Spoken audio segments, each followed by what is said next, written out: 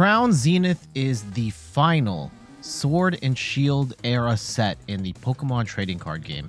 It's also meant to be a celebration of the Sword and Shield era.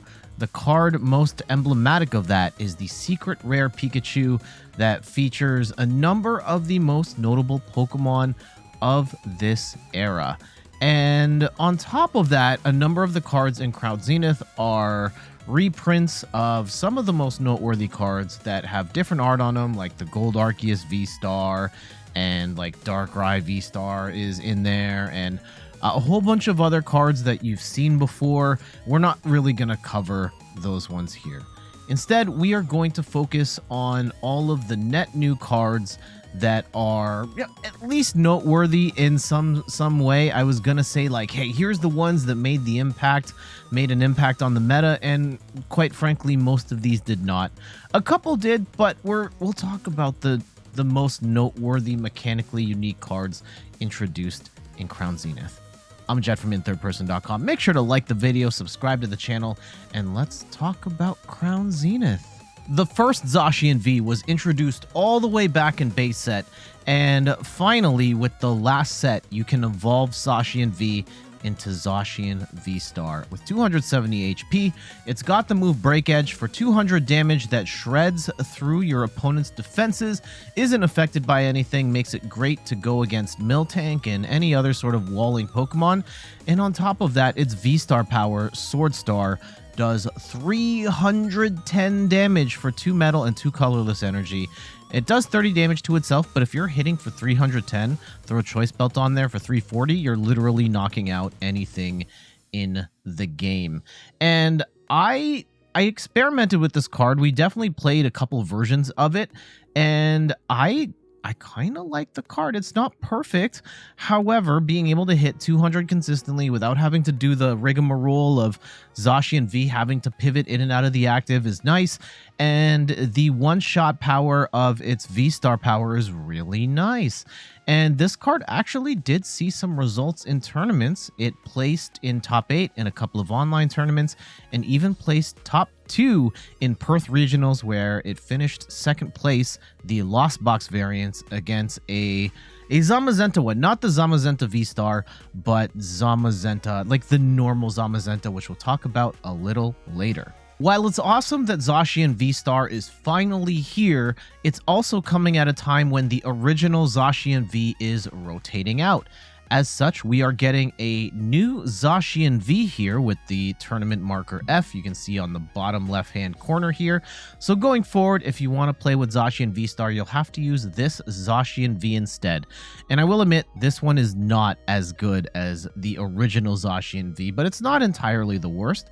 For 1 metal energy, you're doing 40 shred.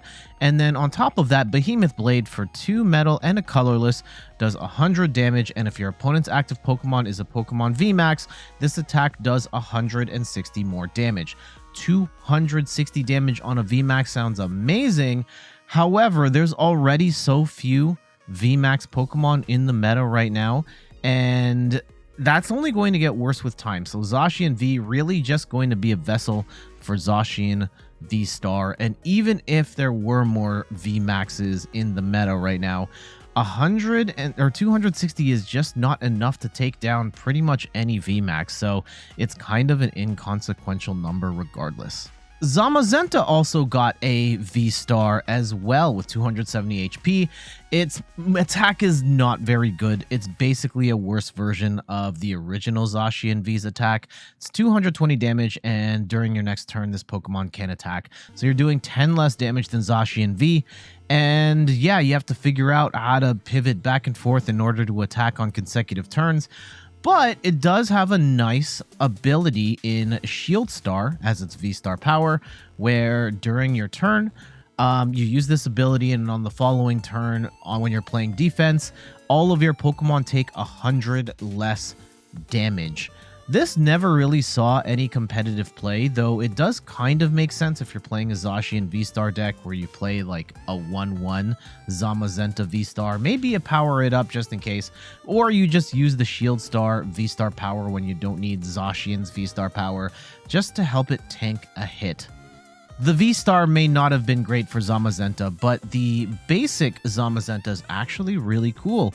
It's got the ability Metal Shield, where it takes 30 less damage from attacks, but more importantly, the Retaliate attack does 100 damage, and if any of your Pokemon were knocked out during your opponent's last turn, this attack does 120 more damage.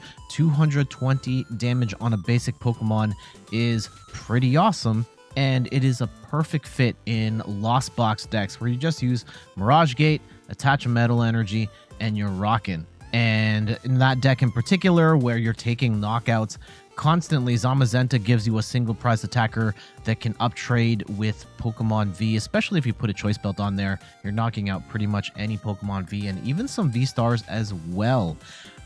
This saw some competitive play in online tournaments, and this actually won Perth Regionals, beating out Zacian VSTAR in that contest. Crown Zenith introduced 2 new Radiant Pokemon, one of which is Radiant Eternatus, and this one has a really cool ability, Climactic Gate. When you bench Radiant Eternatus from your hand, you have the opportunity to put down 2 VMAXs without having to evolve them. Your turn immediately ends, but getting 2 VMAXs on the board it's really interesting. I want to say it's great. At this point in time, the competitive community hasn't really found much to do with it. However, it is a ton of fun in the Shadow Rider deck, and I've seen some post-rotation lists from Japan that have Shadow Rider and Radiant Eternatus still cooking.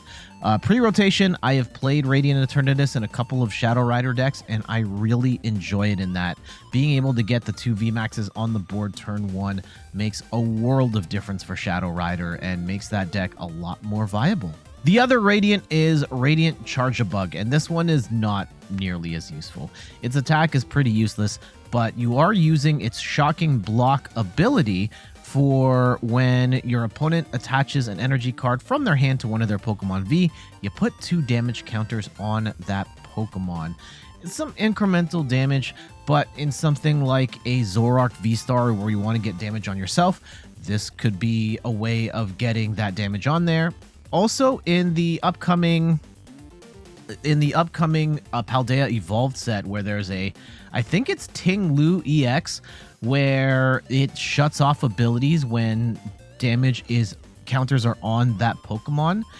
This could be interesting in there as well, but for the time being, we are not really seeing much of Radiant Charge-a-Bug. Rotom V-Star is a weird one. Rotom V was originally released internationally in Lost Origin, but its Rotom V-Star counterpart didn't come out until Crown Zenith, and it's kind of a shame because Rotom V-Star is actually a lot of fun. It's got the attack Scrap Pulse, does 80 damage, and you put any number of Pokemon tool cards from your discard pile into the Lost Zone. This attack does 40 more damage for each card you put in the Lost Zone in this way. Once you get rolling, Rotom V-Star has the ability to one-shot anything in the game. It does kind of struggle against single prize decks, and getting the lightning energy on there consistently is kind of weird. You're oftentimes playing with like weird combinations of XP share, maybe even a Flaffy here and there. Going forward, it actually should be a lot easier with energy generators hitting the scene thanks to the Scarlet and Violet set. Hatterene VMAX is the last VMAX from the video games. Well, the last Gigantamax to finally get a VMAX card. And was it worth the wait? Not really. It does have the ability Witch's Domain, where once during your turn you may move 2 damage counters from your Pokemon to your opponent's active Pokemon. That could be kind of neat. I don't know if 2 is really enough, but it does also have the attack G-Max. Smite does 150 damage, and your opponent's active Pokemon is confused. There may be some applications for this down the road. Again, Ting Lu EX could be the one. I really should check if it is Ting Lu, or else I'm going to be really embarrassed. But yeah, Hatterene VMAX at this point in time is not really a factor. Single prize Regigigas is one of the best cards coming out of the Sword and Shield era. Regigigas V is here. It has the moves Hammer In for 2 colorless energy, 50 damage, no one cares, and Angry Whack for 100 damage, 3 colorless energy, and this attack does 10 more damage for each damage counter on this Pokemon. This Pokemon is now confused. It does give you potential to one-hit KO pretty much anything in the game, or at the very least hit for a ton of damage if you're able to tank a hit. On top of that, if you put a memory capsule on Regigigas V-Star, you can use the Angry Whack and have an even higher HP threshold to hit even harder. And yeah, it's kind of tantalizing, but no one's really playing this card, and I can see why. Just 240 HP, while high for a Pokemon V, it's a little clunky to use and just not good enough. Regigigas V-Star has the distinction of having the most HP of any V-Star, a whopping 300 damage, which makes it avoid so many Pokemon that hit that 280 breakpoint. However, that's not enough to salvage Regigigas V-Star, as no one plays this card. It's got the attack Giga Impact for 3 colorless energy, does 230 damage, and during your next turn, this Pokemon can attack. It's really clunky to have to figure out how to move Regigigas in and out of the active so it can attack again, especially when you're only doing 230 damage and its retreat cost is 4. Absolutely nuts. And its ability Star Guardian for its V-Star power, very situational, where if your opponent has exactly 1 prize card remaining, you may choose one of your opponent's bench Pokemon. They discard that Pokemon and all attached cards. Like in a world where they have only 1 prize remaining, you can like gust their active Pokemon onto the bench and then get rid of that Pokemon with all the energy, which might be their only way to attack in a reasonable time frame. But this is so situational that it's just not worth it, and neither is its attack. So Regigigas V-Star, kind of a waste. Luxray is kind of cool. It's got the ability Explosiveness, where if this Pokemon is in your hand when you're setting up to play, you can actually put it face down as your active Pokemon. You don't have to evolve up from your basic Pokemon. You just get the stage 2 right away, which is pretty sick. And on top of that, it's Seeking Fang attack for 50 damage, 1 colorless energy, lets you search for up to 2 trainer cards, reveal them, and put them into your hand, then shuffle your deck. So it's kind of cool to start with a tanky basic Pokemon stage 2 doing decent damage while also getting you trainer cards off the top. I've seen there's at least 1 Dialga V-Star list I've seen from Japan, because there's a new Magnemite that's a lightning type, and you pair it with Miraidon and this Luxray as well to help you set up, and it could be kind of cool going forward. Most of the trainer cards out of Crown Zenith are reprints of cards we already had. The only 2 cards we got that were new were Sky Seal Stone and Digging Duo. And let's talk about Sky Seal Stone, because this is the important one. It's not going to work in every deck, but for any deck that just plays basic Pokemon Vs, you definitely want at least 1 Sky Seal Stone in your deck, because what this lets you do is that when you activate it and you knock out a Pokemon V-Star or a V-Max on that turn, you get an extra prize. If you are knocking out a V-Star, you're taking 3 prizes instead of 2. And if you're knocking out a V-Max, you are taking 4 prizes instead of 3. All those Drapion players are slapping one of these onto their Drapion and knocking out Mew V-Max and taking 4 prizes. Digging Duo is not nearly as cool as Sky Seal Stone. You flip a coin, and if it's heads, you look at the bottom 8 cards of your deck and put one of them into your hand. If it's tails, you look at the bottom 3 cards of your deck and put one of them into your hand, and shuffle the other cards back into the deck. I guess in a world where you're getting Marnied, or in the new world you are getting Yonode, and your opponent throws a whole bunch of your cards at the bottom of your deck, Digging Duo could help you get back some of the key resources that you had in your hand before you got Yonode or Marnied. But no one's playing this card, and I don't see it picking up any sort of momentum going forward, because it's just not worth it. Thus concludes our look at Crown Zenith. I will say the set is full of amazing looking cards. I happen to have bought like a whole bunch of packs of Crown Zenith. I've got a couple cool cards here. Like I got a Rayquaza VMAX and a Glaceon And the best pull I've gotten so far is the secret rare Pikachu. But in terms of like actual playability, this set has done very little.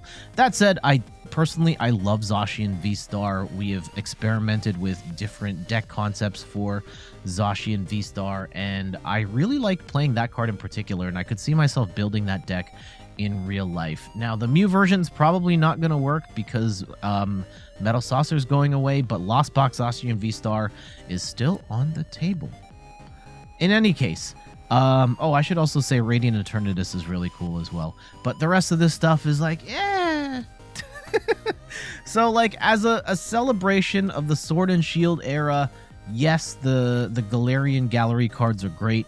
From a net new card perspective, it's not so hot. It's actually one of the weakest sets that we have seen in the Sword and Shield era. But man, those cards are really pretty. And on that note, we are going to wrap things up here. Thank you so much for watching, and we are almost done our retrospective on the Sword and Shield series. If you've been watching since I covered Sword and Shield base set, thank you so much. And if this is the first one that you're watching, I mean, first off, thank you for taking the time to watch the video all the way to the end. There's a whole bunch of these. I've covered like every major set, all of the specialty sets. We've covered V Unions in a specific video. I really need to put all of these in a playlist so people can just watch this from beginning to end. This will not be the last video in the set. I want to do one on just Black Star promos and cover any cards that weren't released as part of a mainline set. So something like the Pikachu VMAX in Crown Zenith, which, I mean, technically it's in Crown Zenith, but yet it's not in the main set. So all of those types of cards, we're going to do one more video on to cover those. But that's going to be a video for another time. Until then, you can find me on all the things, YouTube, TikTok, Twitter, and Instagram at In Third Person, where I'm posting all the time. You can find me on Twitch at In Third Person, where I stream the Pokemon trading card game every Sunday at 10 a.m. Eastern Time. And you can check out the website, inthirdperson.com, for more articles and videos on video games, board games, and other nerdy pursuits. So until the next one, presumably the final Sword and Shield retrospective video in the series, I'll see you later. Bye-bye. Where's my outro? There it is. Later.